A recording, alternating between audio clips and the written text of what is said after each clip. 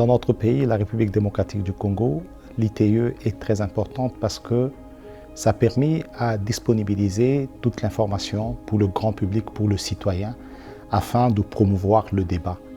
Et c'est grâce à l'ITE qui est un engagement fort de toute la population pour amener des réformes dans le secteur extractif. Depuis que nous avons mis en œuvre l'ITE, l'accès à l'information fiable est devenu naturel.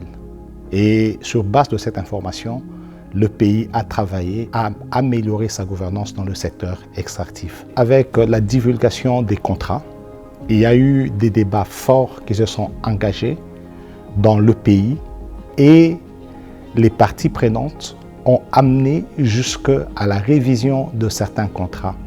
Grâce aux données qui ont été divulguées, les parties prenantes dans le débat ont décidé qu'il y ait une analyse, une évaluation de la mise en œuvre de la convention de collaboration avec les entreprises chinoises ou le contrat SICOMIN.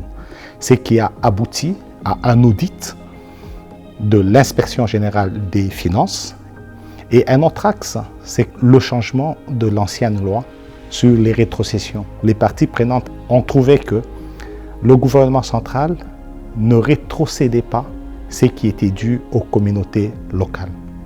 Mais avec les discussions que nous avons menées, nous avions changé la loi. Maintenant, les entreprises payent directement aux communautés qui sont impactées et nous pouvons avoir le suivi de cette affectation des fonds-là. La transition énergétique, elle amène une forte pression et une forte contrainte pour les minéraux stratégiques. Il y a beaucoup de risques de corruption, de surproduction et de ne pas maîtriser l'environnement. Nous avons besoin de toute l'information, comme nous le donne la norme ITE.